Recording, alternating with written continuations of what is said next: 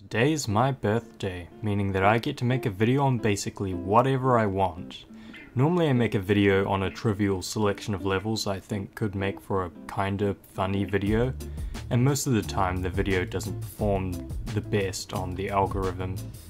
To be honest, for a birthday video I'm not looking to get a lot of views, I'm just looking to upload something crazy. Something that I would enjoy making whether my audience cares about it or not. And yeah, this would have to be the most effort I've put into a birthday video ever. And it's also probably the longest video I've ever made as well. And is not even going to be about Geometry Dash, so that's quite funny. This video is going to be about ninja movies because I have the word ninja in my name. And let's be real, ninjas are cool.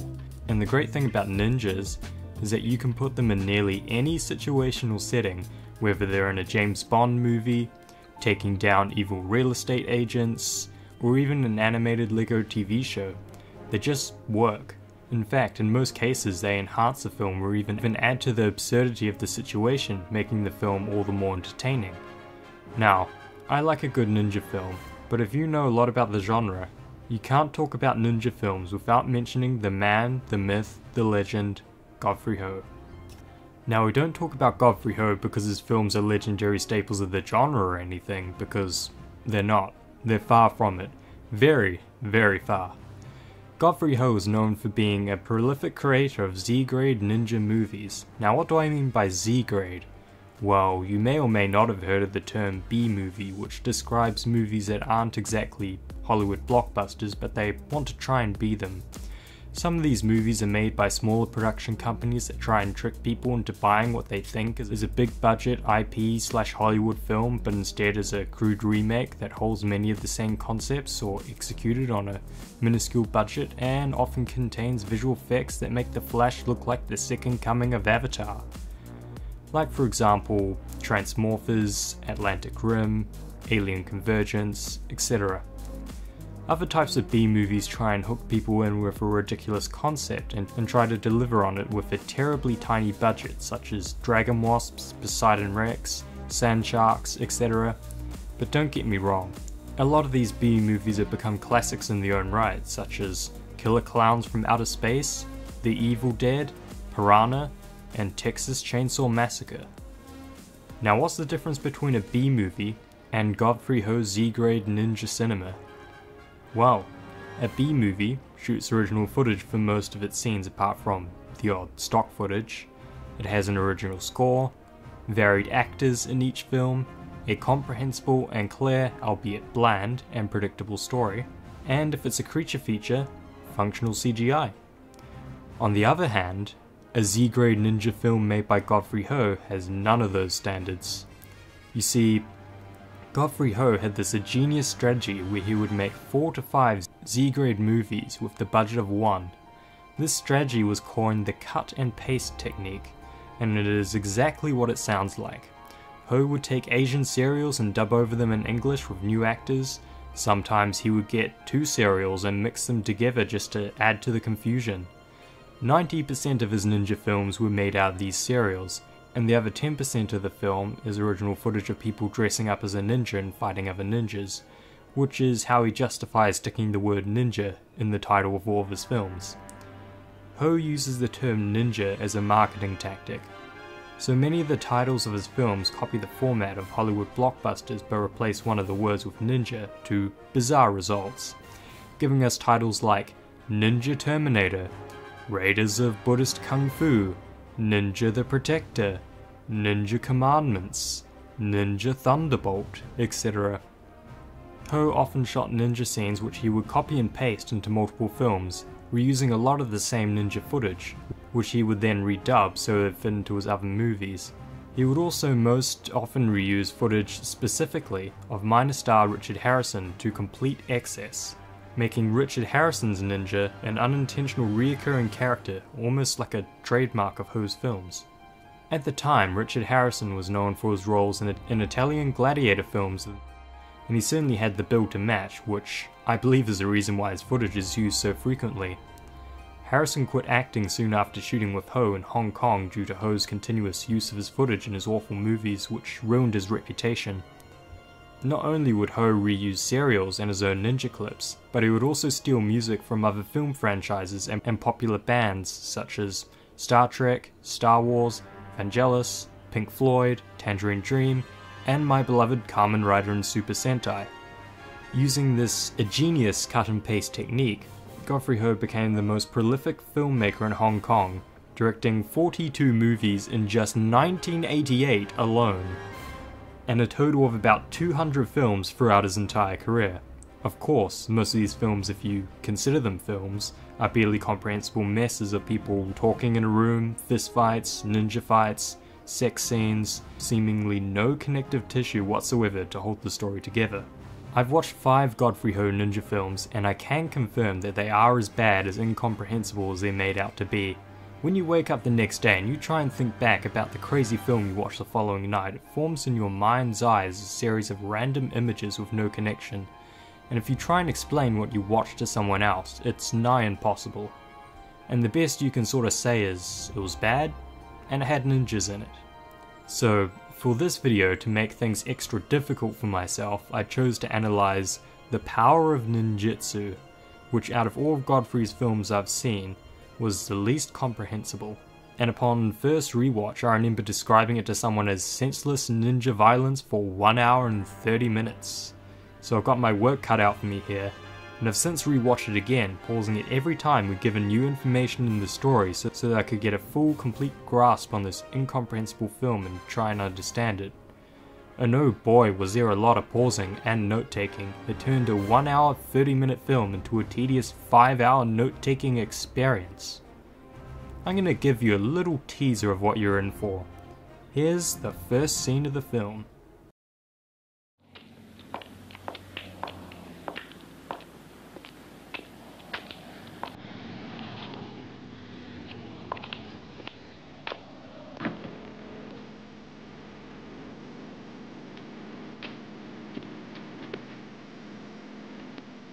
Yes.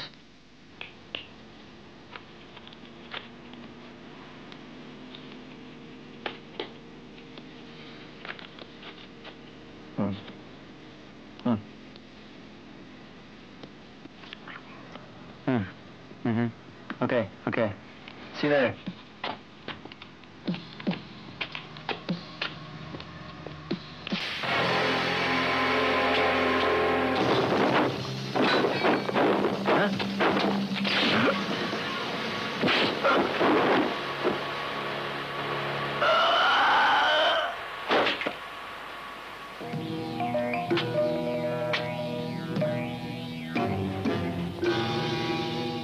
Oh boy. I wonder who the person in the yellow suit is. It couldn't possibly be a ninja, could it?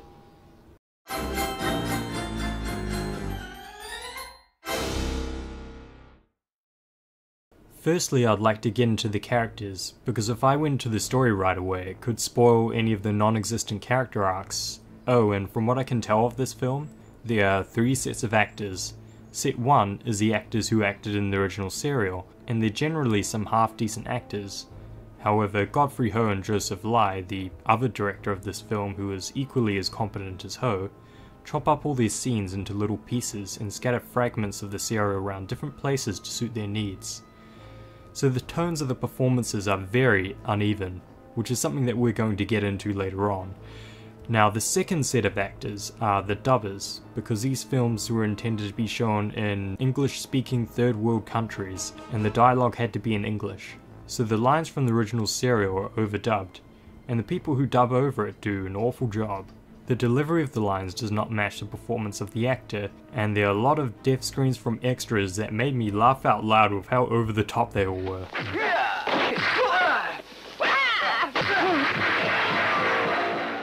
Not to mention that a lot of the actual prose of the script was changed to make the lines simpler, so that Ho could find a way to tie in the serial with clips of George Harrison doing ninja things. And the third group of actors is of course Ho's team of ninja actors just doing ninja things, you know, sneaking up on people, shooting them with blow darts, or wacky ninja battles. Or an entire extra scene and plot thread with some irritating characters to add some context to the actual ninja scenes so that they can actually half work in the first place. And much like the voice actors, the acting skills are not the best, to say it lightly. Apart from George Harrison, who has a certain level of charm about him. So our main character in this movie is a guy called Raymond, who's the head of a gang called Scorpio. Raymond's main conflict is the rival gang, the Black Dragon, who set a squad of thugs to kill his father Jackson, and then set up another gang of thugs after him. Luckily he manages to escape the thugs, but ends up losing Scorpio's territory. And while it isn't explained in the film, I'm guessing through common sense and through the other events of the film, that Scorpio was taken over by a rival member of Scorpio who's in league with the Black Dragon? Why am I so uncertain about this last point? Well, the Power of Ninjutsu does a terrible job of explaining what happened in that regard, and we never get confirmation who took over Scorpio. But I'm guessing that it was a rival member that sides with Black Dragon, or it might just be Paulo's uncle, who we'll get into later on anyway. Raymond's goal is to restore Scorpio to its former glory, and to take down whoever killed his father. In general, Raymond is an incredibly unpredictable character. There might be one day where you're just talking in a room about evil things, and then he'll just show up, somehow magically get a potato stuck in the mouth of your mercenary, and then laugh his head off. And then he'll leave with little to no explanation. He can also turn to the Looney Tunes god and can just dodge bullets and cause the impacts to have comical effects.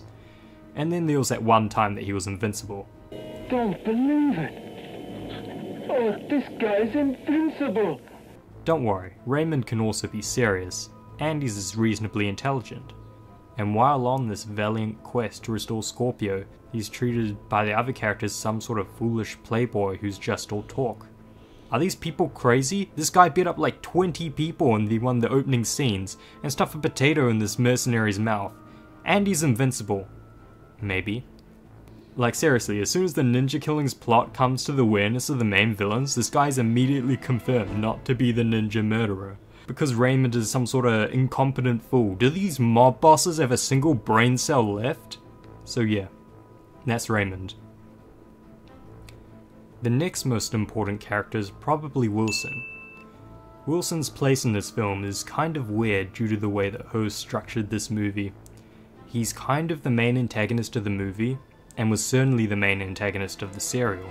But Ho's extra added mess he sticks onto things kind of turns him into a mob boss who's an underling to Paulo and his uncle.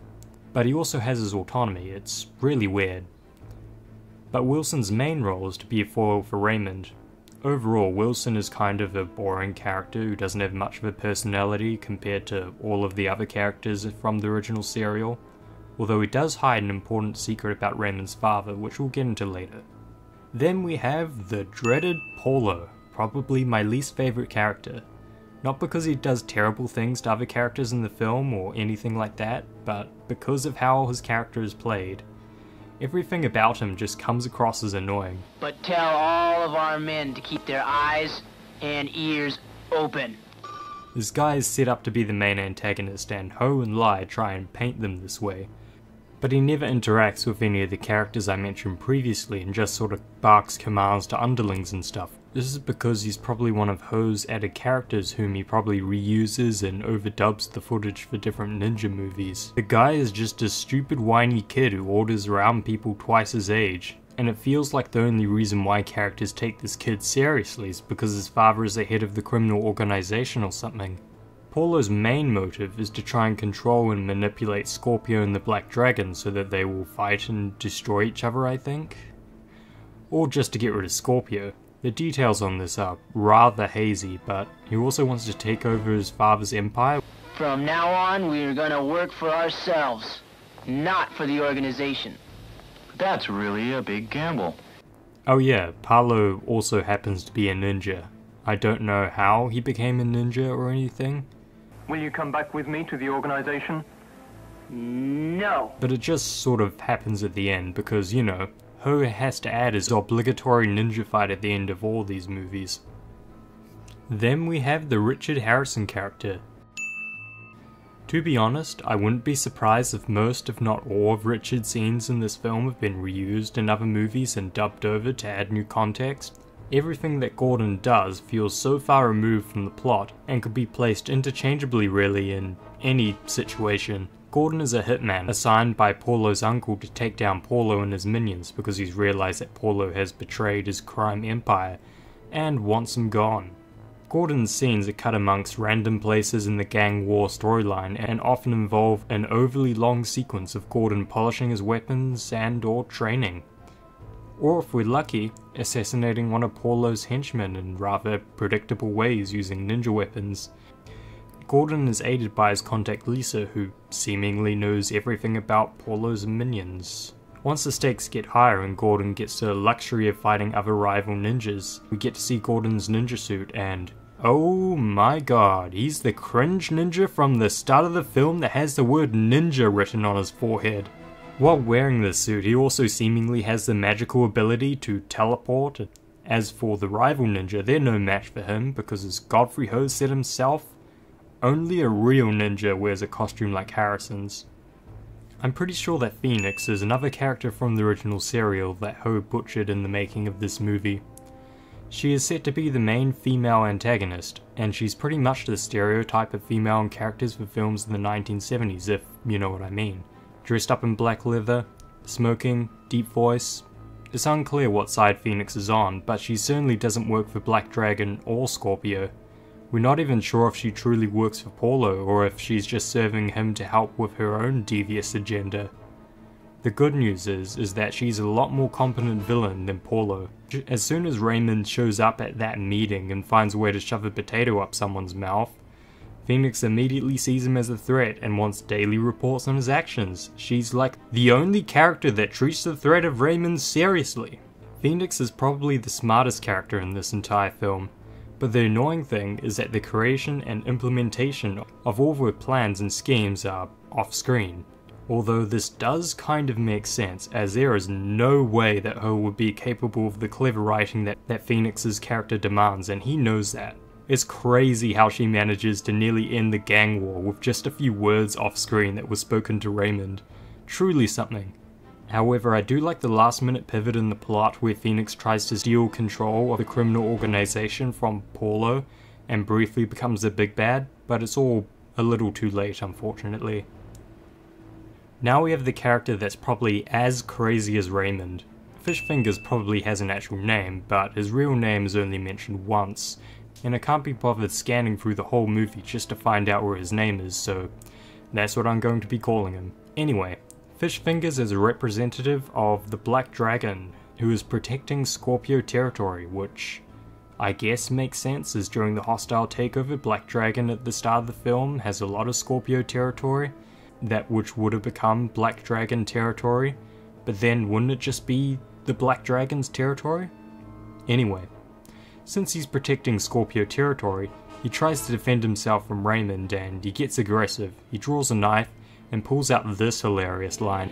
You get out of here before I turn you into Fish Fingers. And that's why I've nicknamed him Fish Fingers. Raymond and Fish Fingers have a Looney Tunes-esque fight which ends with Fish Fingers believing that Raymond is invincible, which we'll get into in the story section, but they end up, in some bizarre way, almost becoming friends. Fish Fingers then appears frequently as comic relief throughout the film.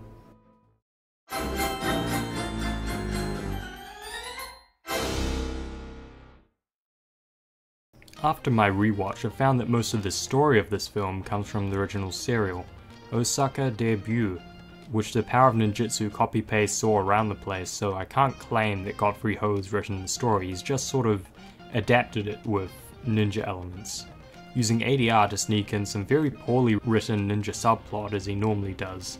And to be honest, the serial on its own, if you remove everything that Ho added to it, isn't actually that bad. It's seriously better story/drama wise than 40% of what Disney Plus puts out with its MCU shows. But the issue, of course, is the atrocious dubbing and cutting of this half-decent serial into an incomprehensible mess. Also, the timings of events in this film are pretty whack, as most of the copy-pasted ninja stuff from Godfrey Ho appears to take place over a week, but the actual serial appears to take place over multiple years, and a lot of useful context is taken out, creating a disjointed mess that doesn't sync time-wise. So yeah, that's the structure of what we're dealing with. The story starts with that scene that I showed you earlier in this video, with the random person with the word ninja on their forehead kills some other random person. This scene has nothing to do with the story, it makes no sense within the story, and is never mentioned again. I guess that this is meant to be some sort of stinger scene where people, to get people invested in the movie. After this scene, however, we get straight into the actual plot. The film starts with a fight scene that appears to be in an office and is pretty crazy. It's one guy versus many mooks, and I honestly don't know how this one guy is still alive. Anyway, the guy in the grey suit betrayed the Scorpio gang, I believe, and now the headsman and his minions have been sent to kill him and his son, and the battle scene is kinda crazy. The guy in grey has this mysterious ability to instantaneously teleport everyone to a new location, but unfortunately not even this very trivial power can save him from the mysterious stock footage gun, and it doesn't end well for him. Now we're introduced to Paulo, who dumps all the exposition on us. The guy in the grey suit was the former leader of Scorpio and Raymond's father, Jackson. And Scorpio and the Black Dragon are in the midst of the gang war, and Scorpio is losing. He has plans to set Phoenix up to destroy the Black Dragon. Paulo also incorrectly states that Raymond is Wilson of the Black Dragon's father. I know this is incorrect because every other time Raymond's lineage is mentioned, he is called the son of Jackson, which is the Scorpio leader who died. So yeah, that's the example of the stupid 4D chess I have to work through to figure out this entire plot. Then a whole bunch of Black Dragon members show up at the docks where Raymond and another Scorpio member happen to be. And violence ensues with Raymond caught in the middle, and then Bill, which is a guess at this point as he hasn't been mentioned by name yet, and it's a pretty dark scene so it's hard to see people, arrives to try and settle the situation because Bill knows the truth. He knows that this is just a ploy from Paulo to seize more control. However, this doesn't go down well for him. You've been tricked by Paulo. He wants you to kill each other. Who in their right mind would make a plan like that? You're lying, you bastard! However, Raymond swears revenge against his father's murderer despite the wishes of a dying Bill. Then we properly meet Gordon, who's given a mission by who I assume is Paulo's uncle, as he seems to know all about Paulo's plans somehow, and pays Gordon to kill him before he can do anything potentially harmful to his business. Gordon's contact is Lisa, who has been researching Paulo and his minions. After the disestablishment of Scorpio, the members of Paulo's elite and Black Dragon sit down to decide who's getting the remains of Scorpio, and one of them looks suspiciously like a certain historical figure. The guy even has an evil laugh that isn't too bad either. Share my success.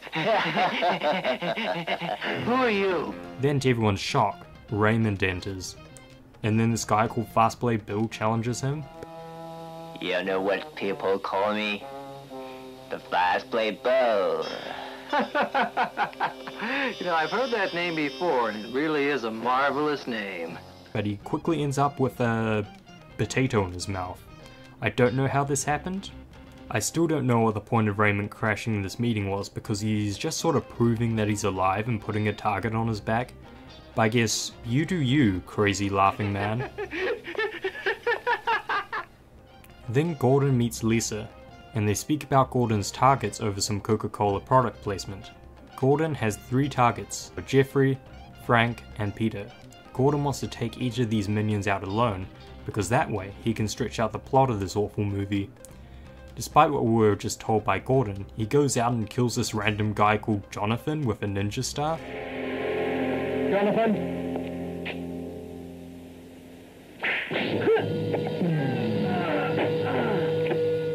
Is this guy a contract killer, or just a straight up serial killer who happens to be a ninja? Then Raymond crashes a party at Black Dragon for seemingly no reason. The guy is just an agent of chaos, I guess. Anyway, it turns out that the leader of Black Dragon is here and he tells Raymond that he's just a stupid playboy, and Raymond gets upset. I don't believe it. Who do you think I am? The show is over. I'm so disappointed to see my best friend's only son become nothing but a cheap playboy. I thought you had come back for revenge. What about your father? Meanwhile, Gordon kills another innocent bystander with a ninja dart. And then we get confirmation from another party that some of Paulo's henchmen are mysteriously dying, so I guess Gordon is doing something? is not exactly who he's been tasked to kill, I don't think. They also believe that the killer can't be Raymond because he's a stupid playboy. Have you seen what he did in the first and subsequent fight scenes? He is capable of it. Hey, at least we got some good news now. Bill is alive, and he gives exposition to tell us that Phoenix has seized control of Scorpio off screen. Then Gordon kills this guy with an atrocious mullet with a one-liner. Hey, William, how are you? I'm sorry, do I know you? You did.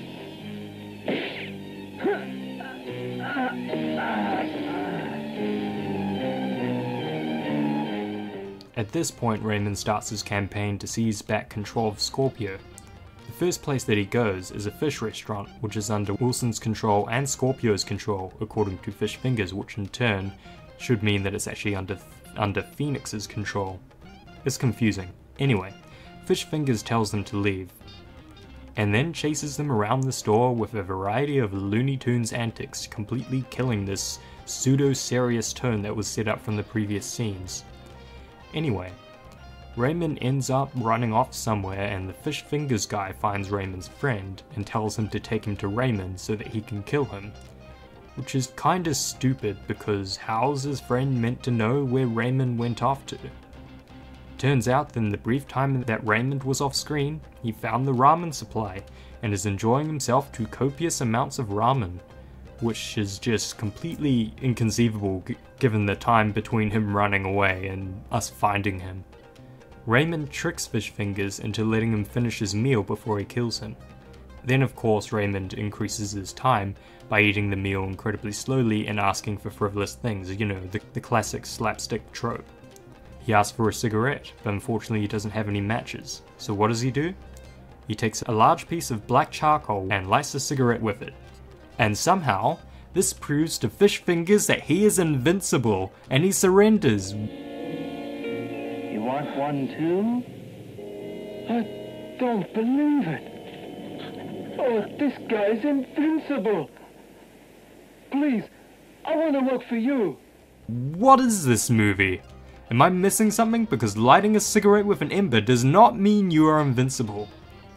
However, this act of invincibility gets Fish Fingers to join Raymond's side, so that's a bonus. Anyway, Lisa and Gordon are talking over Coca-Cola product placement again. Gordon still has those 3 targets to kill. Lisa doesn't mention any new targets, nor the ones that he's already killed, leaving us in the dark about who Gordon killed in those previous scenes. I have a feeling that this scene and the previous scene with Lisa were meant to be one scene, but Ho or Lie split into 2 so that they could pad out the runtime. We are given a few new trivial pieces of information about Gordon's targets, however. We learn that Frank likes coffee, Jeffrey likes to exercise, and that Peter is a sex maniac. So now these insignificant people that Gordon is about to kill now have minor personality traits. Nice one, Ho. And Raymond's back, yay! Despite being interesting and quirky, he's starting to outstay his welcome at this point. Anyway, Raymond talks to a woman who works for Wilson who he wants information from and is willing to give a reward for said information. However, she refuses to help. Then Raymond tells her that if she won't help him, she should just tell him. Which is a completely contradictory statement because she just said that she won't help him. But it appears that this was a very brain-dead ploy from Raymond that somehow works as the woman begins to tell Raymond the information, but Wilson mysteriously arrives, and we learn that he's sexist. Would you please get out of here? How dare you talk to me that way, old lady? Then Wilson and Raymond talk as if it's the first time they've met, even though they've met before at the party. But with this meeting there must have been some sort of friction as they end up fighting each other. And Wilson gets destroyed by Raymond. And Gordon's back to his usual tricks. Ninja. I'm a ninja too. Real lines said in a real movie. Well, now that we have 2 ninjas, surely this is going to be more of an interesting fight.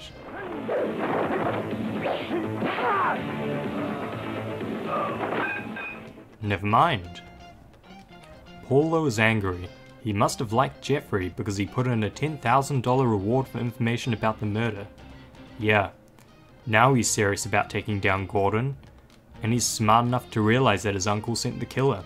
These plot threads are finally starting to come together now, but I still have no idea what this has got to do with ninjutsu or its power. Then Phoenix meets Raymond and tells him something important, but we don't hear what is said. Then Gordon interrupts us with another minion killing.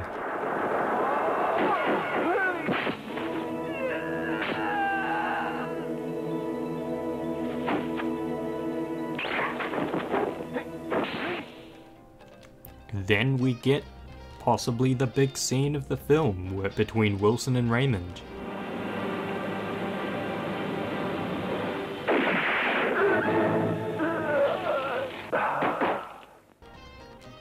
And we don't even know why he did it, but we'll get the context 2 scenes later.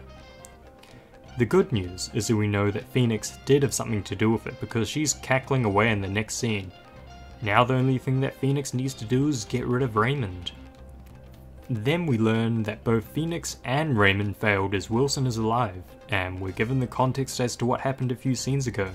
Firstly, the information was dropped that Raymond wasn't given Scorpio because his father thought the business would destroy him, and that Phoenix told Raymond in the car that one time that Wilson killed his father. This isn't exactly groundbreaking information. Let's look at this from Raymond's perspective. Since the beginning, Scorpio and the Black Dragon have been at odds with each other, so when a whole bunch of mooks burst into the docks and beat him up and kill his mysterious teleporting father, and Raymond should easily be able to assume that Wilson sent the mooks and he is therefore responsible for his father's death. I mean, it's kinda stupid that Raymond assumes otherwise. We of course as the audience know that Phoenix and Paulo are behind it, but Raymond knows nothing about Paulo as far as we know. And he only just met Phoenix, and as far as he knows, she doesn't have the means to control the armies of mooks against Scorpio. So Raymond is either incredibly naive or just stupid. Anyway, moving on from this gigantic plot contrivance. Raymond and Wilson make up, and Phoenix must have ESP or something because she's annoyed somehow that Wilson and Raymond made up. Then we have the ninja rape murder scene where Ninja sneaks into Lisa's house and... yeah, you know, there are some times where you don't want to know what's going through Godfrey Ho's head when he makes these movies.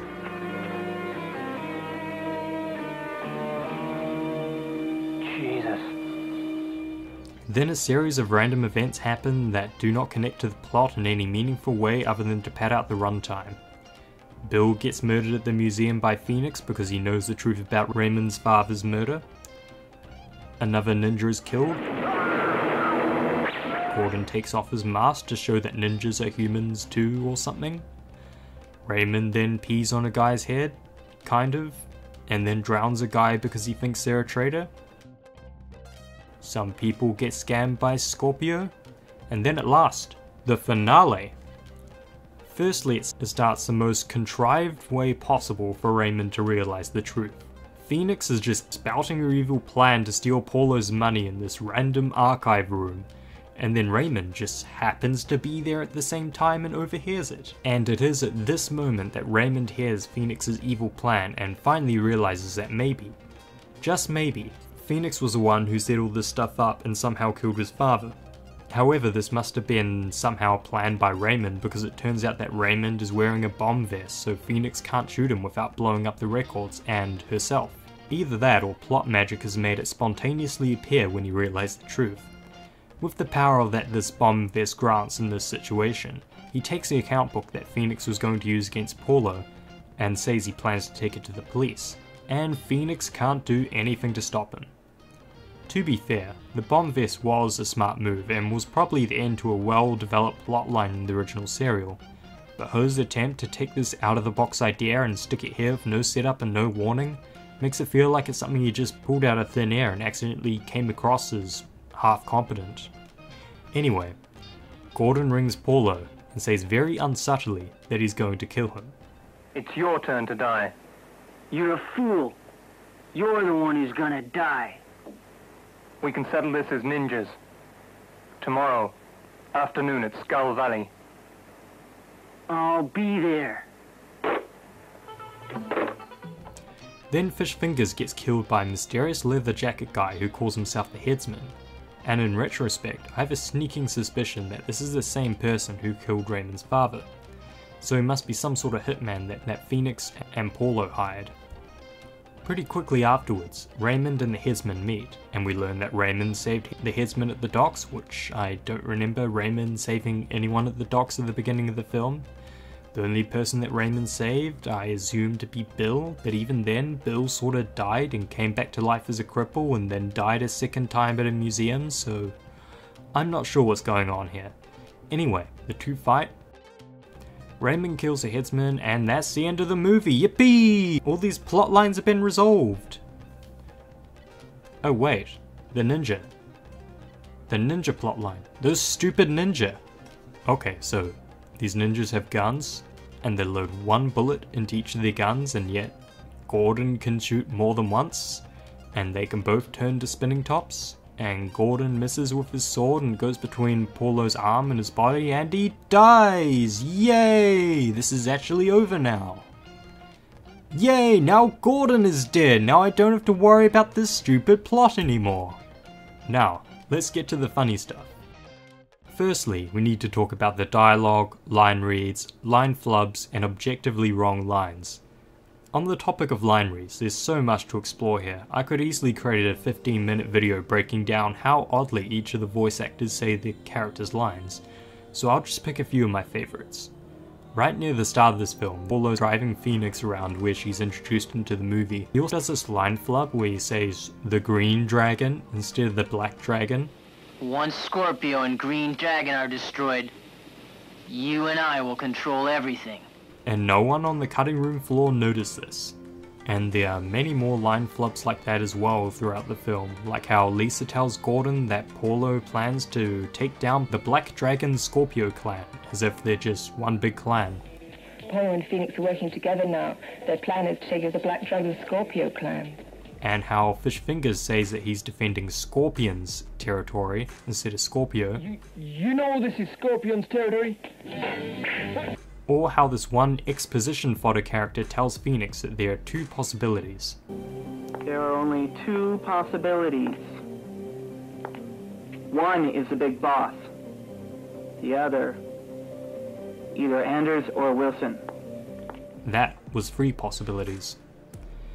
And then there's that one character in the room where Phoenix talks about assassinating some random person called Anders, who has the most robotic line delivery I've ever heard in my life. Anders is next. What do you think? Use the same plan? So yeah, I don't think that a lot of effort was put into making sure the dialogue was logically consistent or even up to a decent quality. I feel like Ho took a page out of Ed Wood's playbook and just did a single take for every line read here.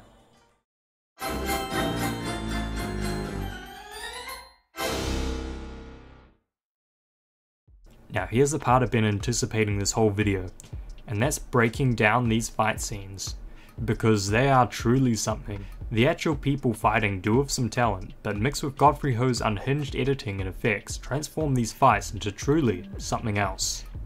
The funny thing with this film is 2 of the 3 fights I'm going to break down in this section don't even come from Godfrey or original footage, but rather the serial itself, which appears on its own to have some pretty unhinged fight scenes that Ho's editing takes to the next level of zaniness. The first fight scene I'm going to break down is Jackson's death at the start of the movie. It starts off pretty okay. It's got some competent action, but it does sound like they were using the same death scream sound effect over and over.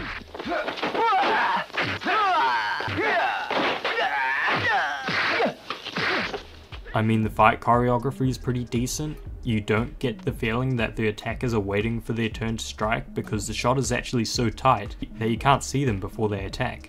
Something that I feel like a lot of modern movies have issues with today. The only thing I can pick out as being kind of stupid is this random, completely pointless jump by Jackson with this wacky sound effect. The sound effects in general, which are probably added in by Ho and his affiliates, are all kinds of bizarre.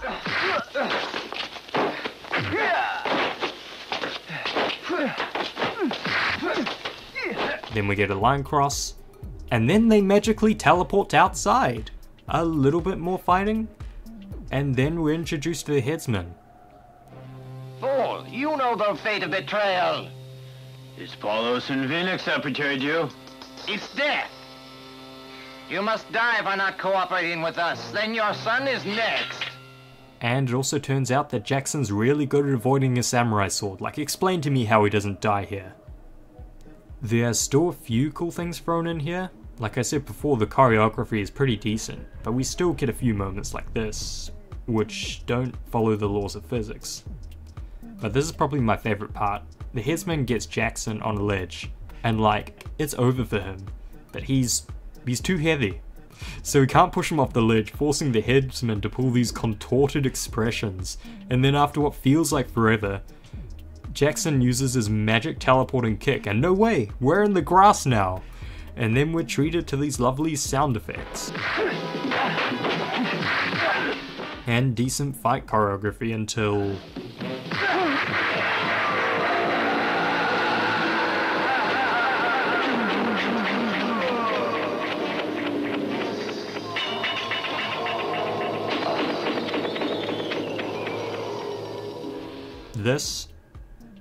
This is cinema. But Jackson can't keep his victory for long, as a stock footage gun has come to kill him. Boom. These fights kind of escalate in craziness, and in the second fight scene I'm going to break down with Raymond at the docks, certainly levels up. It starts at night with Raymond and 2 Black Dragon members who tell him that they're going to take over Scorpio. But then we cut to a wide shot when the fight starts, and suddenly there are 7 of them. Much like the first scene, everything is shot close up to try and hide the number of people that should be attacking these characters at once, although it occasionally cuts to a wide shot and you can see that there are like 4 people in the back doing a little boogie. The other issue is that we haven't been introduced to Raymond yet, and the fact that he's fighting in this scene against all these minions in the dark and everyone's wearing black, it's really hard to tell who's who and what character we should be rooting for. It all sort of just becomes senseless fighting nonsense. Once again, the actual fight choreography is good, and the sound effects are beyond goofy.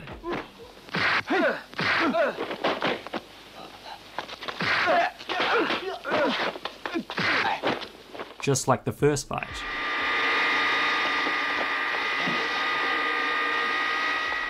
Now tell me, how can this guy miss? Never mind. How dare he somehow break free while we had 2 guys holding him down? Never mind, we got him. And then a canister of gas explodes without warning, probably because that damn saw is still going and spreading sparks everywhere. And then they bring out the swords, and the fight goes to a whole new level of crazy. The swords turn into freaking electric blades as we get this goofy ass staring scene. And then the guy dies and just goes... And somehow, that damn saw is still going. Nobody goes and turns off the saw. Then right in the middle of the action, it cuts to another scene where the 2 Scorpio guys somehow escaped, or maybe bet up all the henchmen that were just sort of standing around, I guess. But yeah, that was the second fight scene. Now we're into the third and final fight scene that I'm going to break down, which is Ho's own home-brewed ninja fight, whose absurdity cannot be compared to what we've seen previously from the serial. First, the 2 ninjas walk for an excruciatingly long time up some stairs and then just stare at each other for a while music that Ho thinks is cool plays in the background.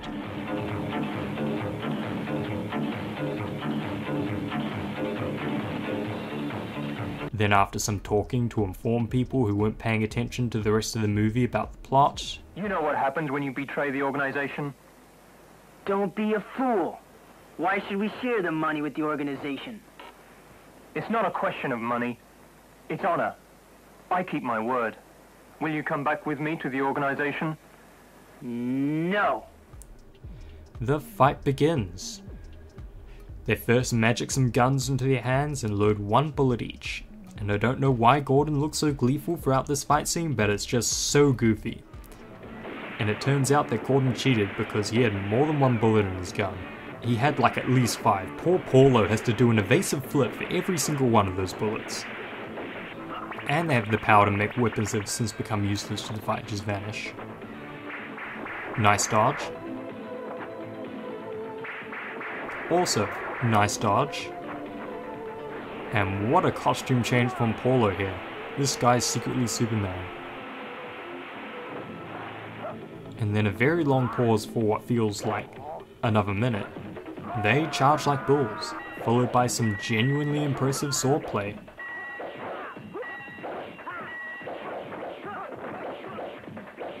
But like, what is this? Then Paulo throws nothing and the ground explodes where Gordon is. You see that? Literally nothing in his hand there. Must have been some sort of invisible bomb. I just love how the ninjas just sort of stand there as a bomb gets thrown at them. They don't even dodge or anything, they just sort of tank it. And then they charge again.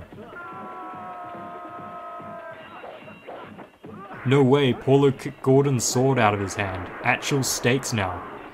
Oh, never mind. Here's your sword, Gordon. I'm sorry, Paulo, it's over. And Gordon wins.